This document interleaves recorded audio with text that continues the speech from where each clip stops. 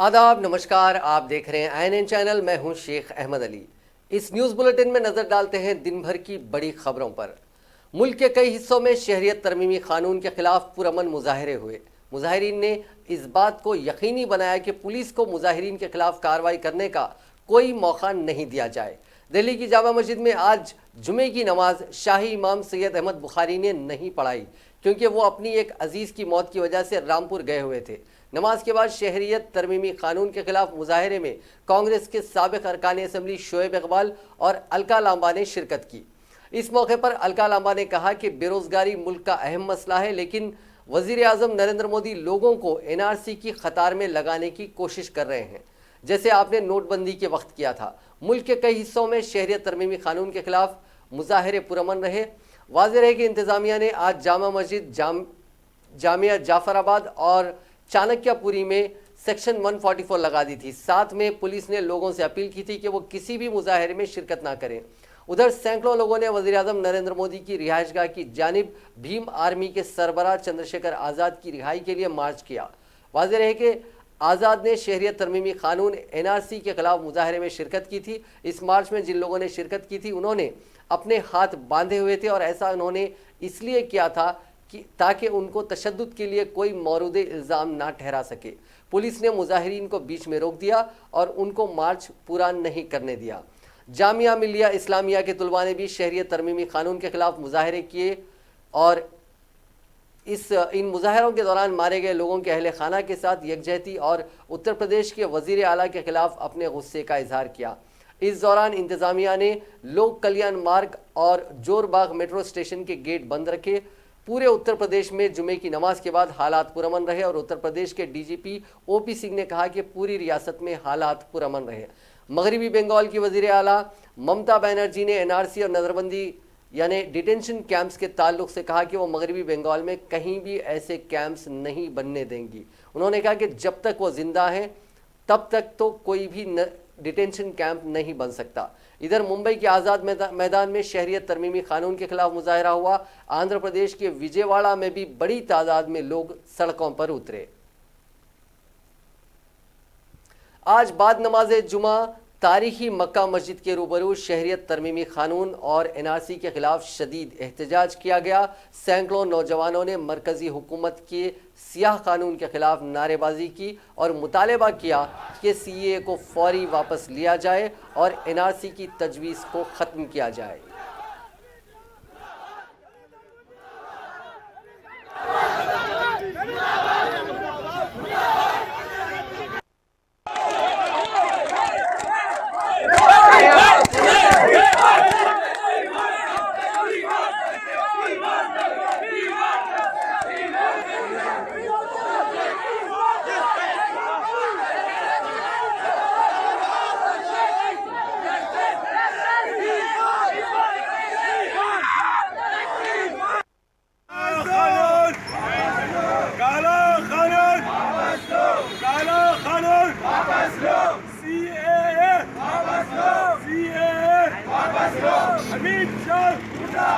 नरेंद्र मोदी मोदी। जो बिल हमारे हुकूमत हिंद लाई है वो न सिर्फ मुसलमानों के लिए बल्कि हर वो जो हिंदुस्तानी है उसके लिए वो बिल जो है नाकाबिल कबूल है। इसलिए हमने एहतजाज किया और ये तमाम हजरात ने माशाअल्लाह बहुत अच्छा एहतजाज फरमाया, लेकिन पुलिस के आगे ना बढ़ने की कहने पर ये हजरात ने अपने एहतजाज को अपने रोक दिया। लेकिन एक बात हमारे पुलिस से भी मेरी गुजारिश है कि हमारे को ज़्यादा मत रोको, वरना हम अपने से बाहर ना हो जाए। आप हमारा भी ख्याल रखिए, यकीनन हम आपके भी हमदर्द रहेंगे, आपके भी हम मददगार बनेंगे, मगर आप ऐसा हमको डरा के रखेंगे तो हम इसको कबूल नहीं करेंगे। और हम हुकूमत हिंद से मुतालबा करते हैं कि इस बिल को वापस ले, वरना ये तो मुजाहरा बिल्कुल आपको पहला एक हिस्सा है। अगर जब हम अपने पे आएंगे तो इंशाल्लाह कोई रास्ता, कोई गली नहीं बचेगी कि इंशाल्लाह जहाँ से मुसलमान नौजवान अपने आप को पेश नहीं करेगा। अल्लाह से उम्मीद है कि अल्लाह हमारी मदद फरमाएगा। इस सिलसिले में तमाम से मेरी दुआ गुजारिश है हैदराबाद पुलिस कमिश्नर अंजनी कुमार ने यह वाजे किया है कि हफ्ते के रोज यानी 28 दिसंबर को शहर में किसी भी रैली, मार्च या प्रोसेशन की इजाजत नहीं दी गई है। लिहाजा लोग फेक न्यूज, अफवाहों और प्रोपेगेंडा से चौकस रहें। जुमे की रात निजामाबाद में भी एक जबरदस्त जलसे-ए-आम मुनक्किद किया गया। सदर मजलिस असदुद्दीन अवैसी के अलावा कई मजहबी कायदीन ने इस जलसे में शिरकत की। साथ ही टीआरएस के वुज़रा, बोधन एमएलए आमिर शकील और बरसरे इख्तिदार जमात के कई कायदीन ने भी इस एहतजाजी जलसे में शिरकत करते हुए मरकजी हुकूमत से सीएए वापस लेने का मुतालबा किया। రేపిస్టుల రాజ్యము మన దేశం. వినయ్ శర్మ అంటాడేమో దొరలాగా అంశం ఇంకోటి ఉందా? ఈనాడు భారతదేశంలో చూస్తే ఒకప్పుడు గ్యాస్ ధరలు 350, ఇప్పుడు 900కి పెరిగింది. పెట్రోల్ 50 రూపాయలు 90 రూపాయలకు పెరిగింది. జీడీపీ రేటు నేల కట్టుకుపోయింది. ఇంత దరిద్రంగా అంతర్జాతీయ टीआरएस के कारगुजार सदर व वजीर बल्दी नज़्म व नस्क तारक रामाराव ने कहा है कि शहरियत तरमीमी कानून पर टीआरएस पार्टी ने अपने मौक़िफ़ को पार्लियामेंट के दोनों ऐवानों लोकसभा और राज्यसभा में पेश किया और टीआरएस पार्टी भी इसी मौक़िफ़ पर पाबंदे अहद है। तेलंगाना भवन में मीडिया से बात करते हुए केटीआर ने कहा कि एनआरपी और एनआरसी पर अमलावरी करने या न करने का फैसला सरकारी सतह पर लिया जाएगा। उन्होंने वाज़ेह किया कि इस सिलसिले में हुकूमत जो भी फैसला लेगी टीआरएस पार्टी उसी प्लेटफॉर्म यानी तेलंगाना भवन से अपने मौक़िफ़ को वाज़ेह करेगी। उन्होंने कहा कि एनआरसी पर टीआरएस पार्लिमानी पार्टी जो फैसला लेगी वही फैसला पार्टी का होगा। उन्होंने कहा कि शहरियत तरमीमी एक्ट में मुसलमानों को शामिल नहीं किया गया है, इसी वजह से टीआरएस ने इस बिल की पार्लियामेंट के दोनों ऐवानों में मुखालिफत की थी। इस मौके पर कारगुजार सदर टीआरएस ने कहा कि टीआरएस पार्टी बल्दी इंतखाबात में मुकाबले के लिए पूरी तरह तैयार है। उम्मीदवारों के इंतखाब में सबसे ज़्यादा मुसाबकत हमारी पार्टी में ही देखी जा रही है। अपोजिशन जमातों बिलखुसूस कांग्रेस को इंतखाबात में मुकाबले की हिम्मत नहीं है, इसलिए वो इंतखाबात को टालने के लिए हुकूमत को तनकीद का निशाना बना रही है। उन्होंने कहा कि कांग्रेस पार्टी के कायदीन को आवाम के दरमियान पहुंचकर वोट मांगने की हिम्मत नहीं है, इसलिए वो बल्दी इंतखाबात में तहफ़्फ़ुज़ात का अमल मुकम्मिल ना होने का बहाना बनाते हुए इंतखाबात को टालने की कोशिश कर रहे हैं। उन्होंने कहा कि रियासत भर में टीआरएस पार्टी के मंडल और ग्राम कमेटियों की तश्कील का 90% काम मुकम्मिल हो गया है। टीआरएस पार्टी की जानिब से मुनज़्ज़म करदा रुकनियत साजी प्रोग्राम में 60 लाख अफराद ने रुकनियत हासिल की, जो टीआरएस की कामयाबी के लिए फौजियों की तरह काम करेंगे। उन्होंने कहा कि बल्दी इंतखाबात में भी टीआरएस की कामयाबी यकीनी है। 2014 में तेलंगाना की तश्कील के बाद से लेकर अब तक रियासत में जितने भी इंतखाबात हुए उन तमाम इंतखाबात में तेलंगाना के समाज ने केसीआर की क़यादत को मुस्तहकम किया, जिससे दिन ब दिन टीआरएस की ताकत में इजाफा हुआ। चीफ मिनिस्टर केसीआर की क़यादत में टीआरएस एक नाकाबिले तस्खीर ताकत बनकर उभरी है। पंचायत राज कानून में तरमीम के बेहतर नताइज बरामद हो रहे हैं, जिससे अवाम खुश है। हर माह 339 करोड़ रुपए दही इलाकों की तरक्की के लिए जारी किए जा रहे हैं। तेलंगाना की तश्कील के वक्त रियासत में 73 बल्दियात थे, उनकी तादाद में इजाफा करते हुए 143 कर दी गई हैं। उन्होंने उम्मीद जाहिर की है कि नए बल्दी कानून पर भी अवाम मसरत का इजहार करेंगे। अवामी बहबूद के कामों को पेश करते हुए वोट हासिल किया जाएगा।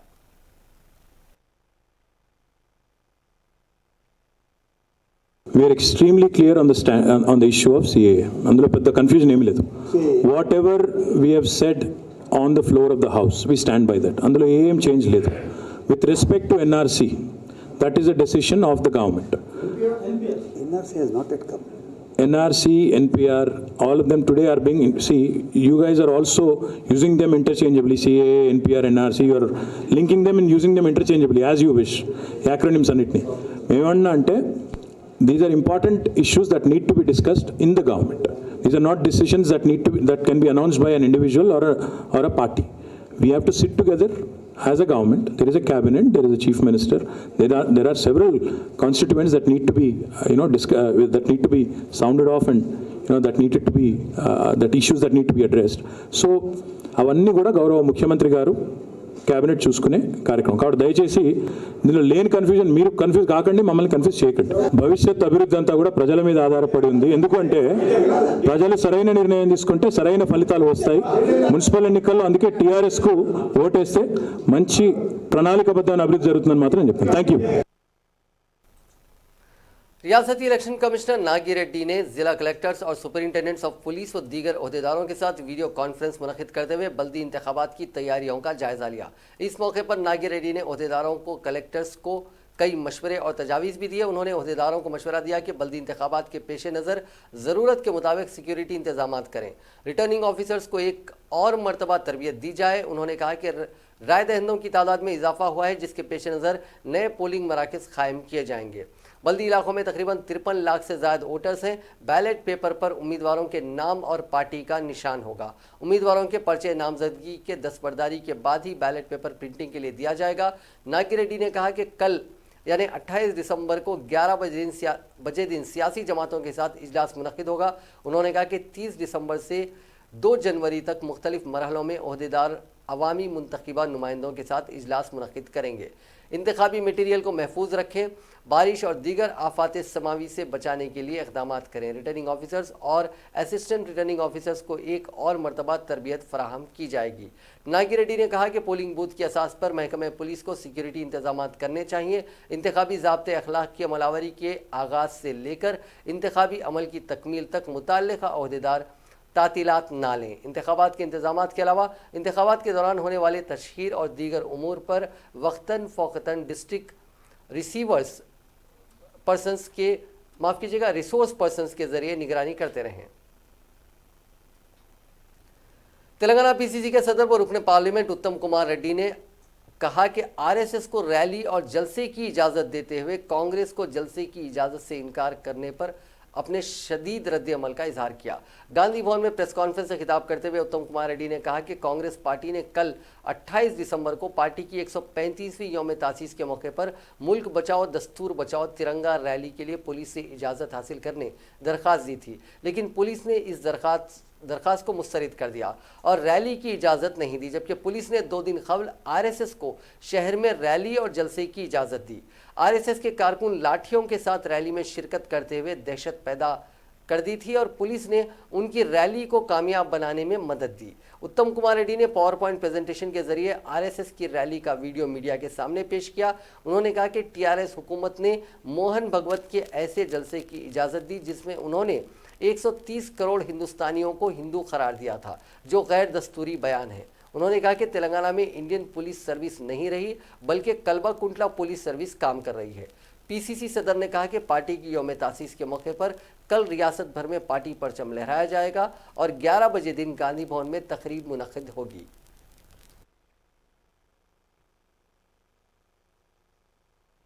ప్రతి ఒక్కరూ తరలి రావాలని చెప్పి అందరికీ విజ్ఞప్తి చేస్తున్నాం. మీడియా మిత్రులకు కూడా మేము ఒకటే మనం చేస్తున్నాం. ఇక మేము వీడియోస్ ఫోటోలు పెట్టాం. కేసీఆర్ ఇప్పుడు తెలంగాణలో ఈ రాష్ట్రంలో ఉంది ఇండియన్ పోలీస్ సర్వీస్ కాదు, ఇది కల్వకుంట్ల పోలీస్ సర్వీస్. ఆయన ఏం చెప్తే చేస్తారు. వాళ్ళు మేము ఆర్ఎస్ఎస్ కి వాళ్ళు ఏ విధంగా రోడ్డు బ్లాక్ చేసేసి రాజమర్యాదలతో మొత్తం వాళ్ళకి వాళ్ళ ర్యాలీ కొను వాళ్ళ మార్చ్ కొను ఇచ్చిండ్రు. రేపటి ప్రోగ్రాము రేపు కాంగ్రెస్ పార్టీ 135వ ఫౌండేషన్ డే. కాంగ్రెస్ పార్టీ 134 ఏళ్ళు రేపు పూర్తి చేసుకుని 135th तेलंगाना बीजेपी के सदर डॉक्टर लक्ष्मण ने कहा कि 30 दिसंबर को एनआरसी एनपीआर के हक में रियासत भर में जलसा और रैली निकाली जाएगी। घर घर जाकर आवाम में शऊर बेदारी की जाएगी। मीडिया से बात करते हुए लक्ष्मण ने कहा कि बीजेपी की मकबूलियत को कम करने के लिए साजिशी तौर पर पुरतशद्दुद कार्रवाइयाँ की जा रही हैं। शहरियत तरमीमी बिल मुसलमानों के खिलाफ नहीं है। कांग्रेस और टीआरएस एक ही सिक्के के 2 रुख हैं। बिल में सिर्फ मुस्लिम शामिल नहीं है, इसलिए टीआरएस ने बिल की मुखालिफत की है। 2010 में ही कांग्रेस ने एनसीआर लेकर आए थे, इसमें बीजेपी ने चंद तरमीमात किए हैं। उन्होंने कहा कि एनपीआर की अमलावरी से मुल्क की आवाम को तकलीफ नहीं होगी। टीआरएस और मजलिस इसके खिलाफ झूठा प्रोपेगेंडा कर रहे हैं। आबा और अजदाद की तफसीलात पूछने पर केसीआर और असदुद्दीन अवैसी क्यों खौफ खा रहे हैं। केसीआर ने तेलंगाना में इंटेंसिव हाउस होल्ड सर्वे करवाया था, उस सर्वे का क्या हुआ। टीआरएस अपने सियासी मफाद के लिए खानदानी सर्वे करवाया था। उन्होंने इल्जाम लगाया कि कांग्रेस निचली सतह की सियासत पर उतर आई है।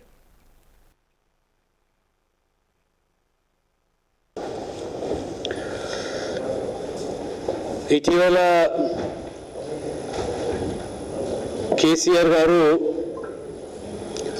మజ్లిస్ పార్టీ నాయకులు పార్లమెంట్ సభ్యులు అసదుద్దీన్ ఓవైసీతో పాటు వారి బృంద సభ్యులతో దాదాపు 3 గంటల పైగా సమావేశం కావడము, ఆ సమావేశంలో ప్రధానంగా సిఏఏ, ఎన్ఆర్సి, ఎన్పిఆర్ గురించి వారు చర్చించుకొని అసదుద్దీన్ ఓవైసీ తలపెట్టినటువంటి బహిరంగ సభ నిజామాబాద్లో దానికి టిఆర్ఎస్ హాజరు కావాలి, అన్ని పార్టీలను ఆహ్వానిస్తున్నాను, బీజేపీ మినహాయించి అని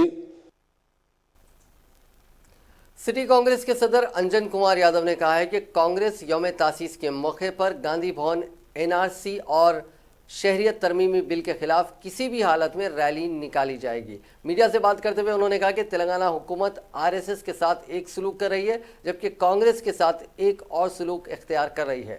उन्होंने कहा कि पुरअमन रैली निकालने की जिम्मेदारी कबूल करने के बाद भी पुलिस मंजूरी नहीं दे रही है। उन्होंने कहा कि बीजेपी के खातिर केसीआर कांग्रेस पार्टी को रैली निकालने की इजाजत नहीं दे रहे हैं।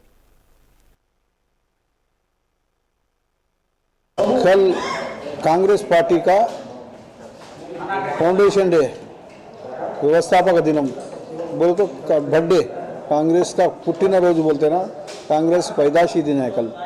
कल 11 बजे पीसीसी प्रेसिडेंट उत्तम कुमार यहाँ झंडा चढ़ाकर यहाँ प्रोग्राम चालू करते हैं। उसके बाद ये एनआरसी और सीएए के खिलाफ बहुत बड़ा रैली होने वाला है। रैली में ज़्यादा से ज़्यादा तादाद में सभी आवाम आना, और ये कांग्रेस पार्टी की तरफ से नहीं, हर पार्टी ने, हर लोग, सभी लोग, जितने लोग यहाँ हैदराबाद शहर के अंदर रहते, हिंदू, मुस्लिम, सिख, ईसाई, सभी लोग इसमें भाग लेना, पार्टिसिपेट करना बोल के मैं शहर हैदराबाद कांग्रेस कमेटी के अध्यक्ष जानिब से मैं आवाम से अपील कर रहा हूँ।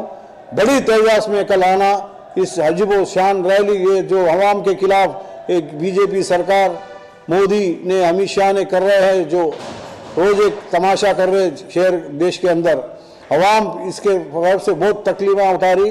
एक बोल के नहीं, नोटबंदी करा, जीएसटी करा, क्या क्या नहीं कर रहा है, आवाम को इतना भेदशेन कर दे रहा है। उस वास्ते हम कांग्रेस पार्टी, हमारे प्रिय नेता ऑल इंडिया कांग्रेस कमेटी के अध्यक्ष सोनिया गांधी जी ने, इसी राहुल गांधी जी, आप देख रहे कल मीरठ में जा रहे तो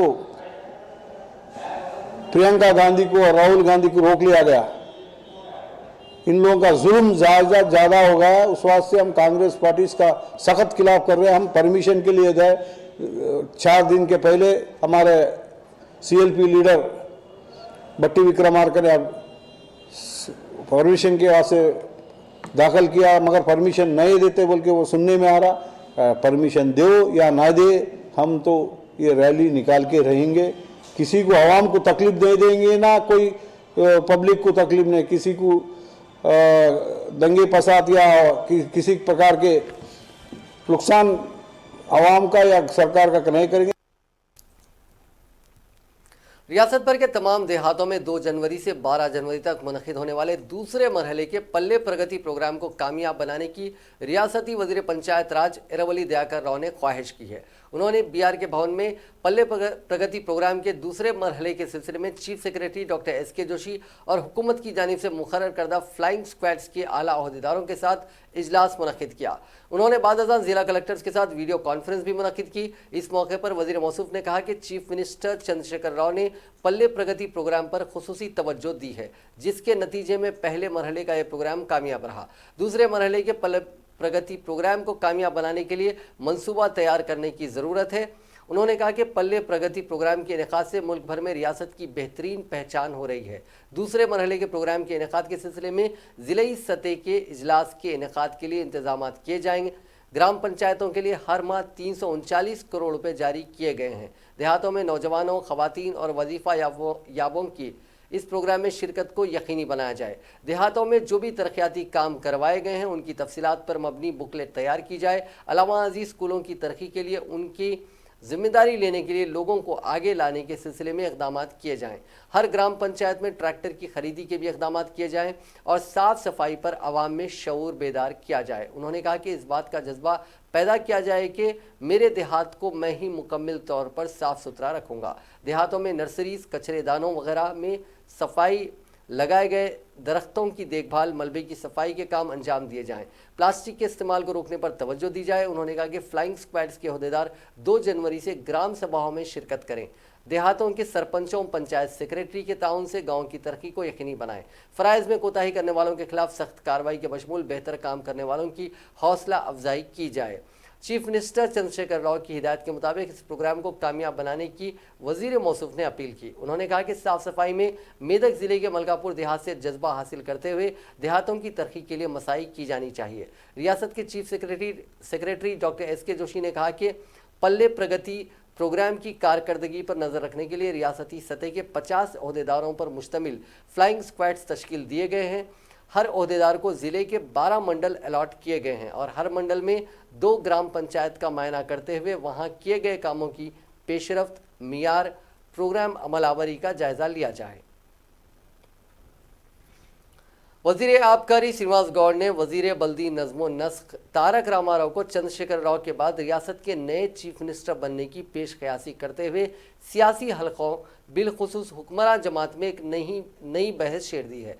तेलंगाना भवन में प्रेस कॉन्फ्रेंस से खिताब करते हुए श्रीनिवास गौड़ ने कहा कि टीआरएस पार्टी और हुकूमत में चीफ मिनिस्टर चंद्रशेखर राव के बाद उनके फर्जंद व वजीर बल्दी नज़्मो नस्ख केटीआर ही काफ़ी मकबूल तरीन शख्सियत हैं। चंद्रशेखर राव को कौमी सतह पर अवामी मकबूलियत हासिल है, जबकि तारक रामाराव रियासत के नौजवानों के मकबूल लीडर हैं। इसलिए केसीआर के बाद केटीआर ही अगले चीफ मिनिस्टर रहेंगे। केटीआर में चीफ मिनिस्टर बनने की तमाम काबिलियत है और उन्होंने तेलंगाना तहरीक में बढ़ चढ़कर हिस्सा लिया था। इस मौके पर वजीर श्रीनिवास गौड़ ने इल्ज़ाम लगाया कि बीजेपी मजहबी तफरका पैदा करते हुए वोट हासिल करने की कोशिश कर रही है। तरक्की की बुनियाद पर वोट हासिल करने की बीजेपी में ताकत नहीं है। उन्होंने कहा कि टीआरएस सेकुलर जमात है। टीआरएस इख्तिदार में आने के बाद हैदराबाद में एक मरतबा भी कर्फ्यू नाफिज नहीं किया गया। उन्होंने कहा कि हुजूरनगर के ज़मीनी इंतखाब में बीजेपी का बुरा हशर हुआ था। उन्होंने बीजेपी कायदीन को मशवरा दिया कि वो हुजूरनगर में बीजेपी को हासिल होने वाले वोटों का जायज़ा लेने के बाद टीआरएस पर तनकीदें करें। उन्होंने कहा कि बीजेपी के रियासती कायदीन मरकज़ से फंड हासिल करने में नाकाम साबित हो रहे हैं। उन्होंने बीजेपी कायदीन को मशवरा दिया कि वो मरकज़ से तेलंगाना के लिए 1 लाख करोड़ का पैकेज हासिल करते हुए तरक्याती कामों को अंजाम दें। शहरियत तरमीमी कानून के खिलाफ मुजाहिरों में मरने वालों की तादाद उत्तर प्रदेश में 19 हो गई है, जबकि रियासती पुलिस के जरिए अभी तक 327 मामले दर्ज हुए हैं। इसमें 1113 अफराद गिरफ्तार किए गए हैं, जबकि 5558 अफराद हिफाजती हिरासत में लिए गए हैं। ये आदाद और शुमार सरकारी हैं, जबकि गैर मुसद्दिक़ा खबरों के मुताबिक महलूकीन की तादाद कुछ ज़्यादा है। सरकारी रिपोर्ट के मुताबिक हिफाजती हिरासत यानी प्रिवेंटिव कस्टडी में लेने वालों की तादाद इस साल 5 अगस्त से 19 नवंबर तक कश्मीर में प्रिवेंटिव कस्टडी में लिए गए 5161 अफराद से भी ज़्यादा है। अलावा अब तक होने वाली गिरफ्तारियां उत्तर प्रदेश की तारीख में दूसरी सबसे बड़ी गिरफ्तारियां हैं। वाज़ेह रहे कि साल 2013 के मुजफ्फरनगर फ़िरक़ावाराना फसादात में 1480 अफराद को गिरफ्तार किया गया था और 567 मामले दर्ज हुए थे। इन फसादात में 36 लोगों की जान गई थी और तकरीबन 50,000 अफराद बेघर हुए थे।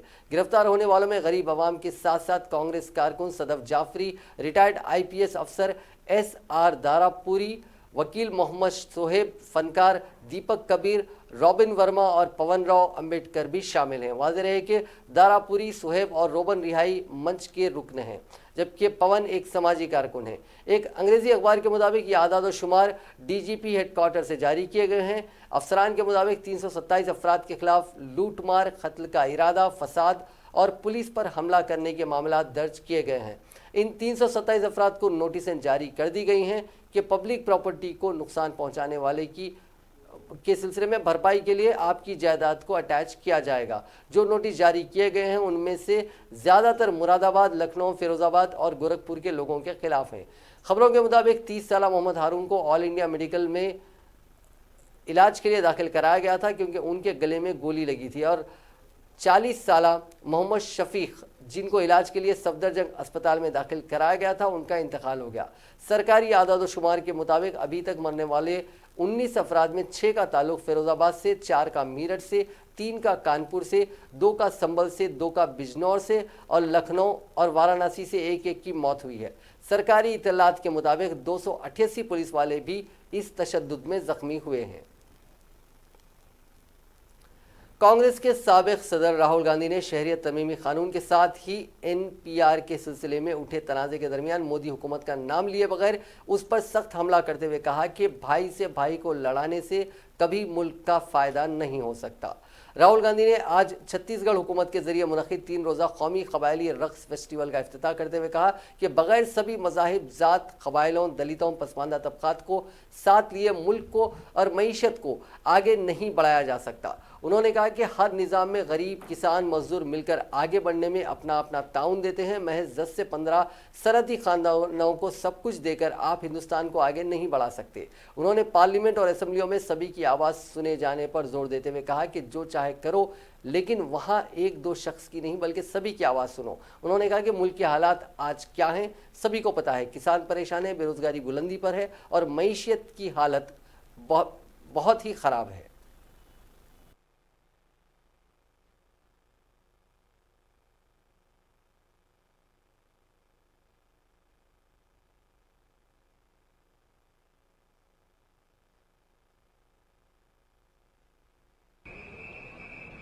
चाहे NPR हो, ये हिंदुस्तान के गरीब लोगों पर एक टैक्स है। आप नोटबंदी को समझिए, नोटबंदी हिंदुस्तान के गरीब लोगों पर एक टैक्स था। बैंक में जाइए, पैसा दीजिए, अपने अकाउंट से पैसा नहीं निकालिए और पूरा का पूरा पिछले साल नुमाइश में आग लगने से लाखों रुपए की इमलाक खाकस्तर हो गई थी। हालांकि कोई जानी नुकसान नहीं हुआ था। इस बार ऐसा कोई हादसा पेश न आए, इसीलिए एग्जीबिशन सोसाइटी ने कई एहतियाती इक़दाम उठाए हैं। इस सिलसिले में INN चैनल के ब्यूरो चीफ हबीब अली जिलानी ने एग्जीबिशन सोसाइटी के ऑनररी सेक्रेटरी प्रभा शंकर से खास बातचीत की।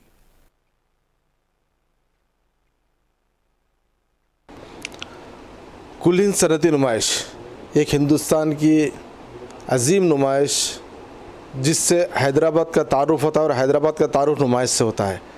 इसने अपनी ज़िंदगी, अपने सफ़र के 80 साल ऐसे गुजार दिए पता नहीं चलता, और इस 80 साल में कई इदारों को इस नुमाइश ने प्रमोट किया है। आइए हम इस सिलसिले में बात करते हैं नुमाइश सोसाइटी के ऑनररी सेक्रेटरी जनाब प्रभा शंकर साहब। शंकर साहब, ये 80 साल हो गए, तो आप इस 80 साल के मौके पे जो एग्जीबिशन के सोसाइटी के सेक्रेटरी हैं, क्या महसूस करते हैं?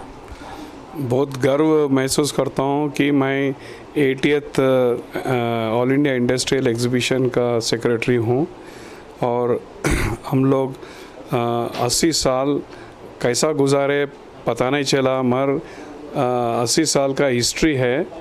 और हम हैदराबाद के जैसे चार मीनार है, गोलकुंडा है, वैसा नुमाइश भी एक मोस्ट इम्पॉर्टेंट इवेंट है हैदराबाद में।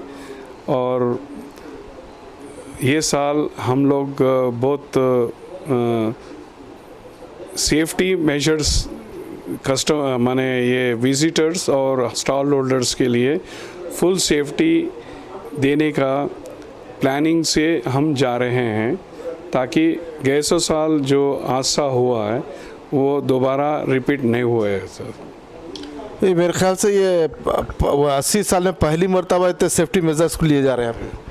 हाँ, वो सही बात है। हम लोग इतने सालों से सेफ्टी मेजर्स हमारे पास है, ऐसा नहीं बल्कि हम लोग नहीं ले रहे।